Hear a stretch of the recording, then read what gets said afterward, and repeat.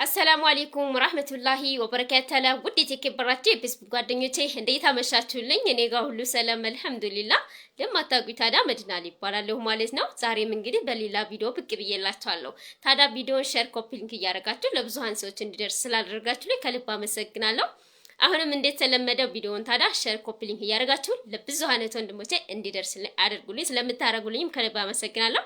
ቪዲዮውን ደግሞ አይታችሁ መታችሁ አብራችሁኝ እየሰራችሁ ያላችሁ እንኳን ደስ አላችሁ ማለት ነው። ለመስራትም ዝግጁ ለሆናችሁ ፕሮዳክቶችንም ደግሞ ለመግዛት እንግዲህ አናግራችሁኛል። እንኳን ደስ አላችሁ። ሌሎቻችሁም ገዝታችሁ ተጠቀሙ ነው የምለው።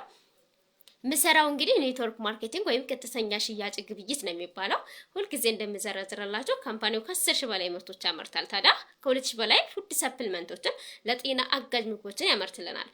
ታሞ ተመሟቀቅ አስቀድሞ መጠንቀቅ ይባላል አይደል? መከላከል ላይም ይሰራሉ የካምፓኒያችን ምርቶች። ታዲያ ለውጥን የምንፈልግ ስንቶቻችን ነን? እንግዲህ እዚህ ላይ በምስሉ ላይ እንደምትመለከቱት ዝግጁ ናችሁ ወይ ለለውጥ ነው? አዎ ዝግጁ ነን ለለውጥ እንላለን። ስንቶቻችን ነን? ለውጥን እንፈልጋለን፣ ነገር ግን የምንፈልገው ጥቂቶቻችን ነን። ያ ምንድነው? ዋጋ መክፈል የምንችለው ጥቂቶቻችን ነን። ለውጥ በባህሪው ህመም አለው። ህመሙን ለመቻል ህመሙን ያልቻለ ሰው ስኬታማ ሊሆን አይችልም ማለት ነው። ለውጥ ባንድ ጀንበር ወይም ባንድ ሰዓት የሚመጣ አይደለም። በተደጋጋሚ በጽናት ነው የሚመጣው። ለውጥ ባንድ ጊዜ አይመጣም። በየትኛውም ስራ ዘርፍ ላይ ስንሰራ ለውጥ ባንድ ጊዜ አይመጣም።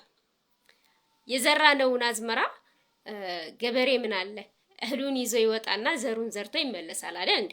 ስለዚህ ወዳውኑ እንደዘራ ማጨድ አይችልም፣ መውቃትም አይችልም።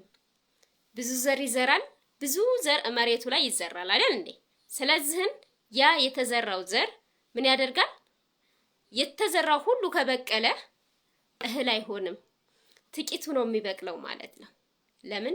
ያንን ሁላ የተዘራው ሁላ ከበቀለ ማሳውን ይሞላዋል። የተሰጠውን ብቻ ነው የሚያበቅለው ማለት ነው። ያን ሁላ ብዙ ተራይቷል፣ ጥቂት ነው የሚበቅለው።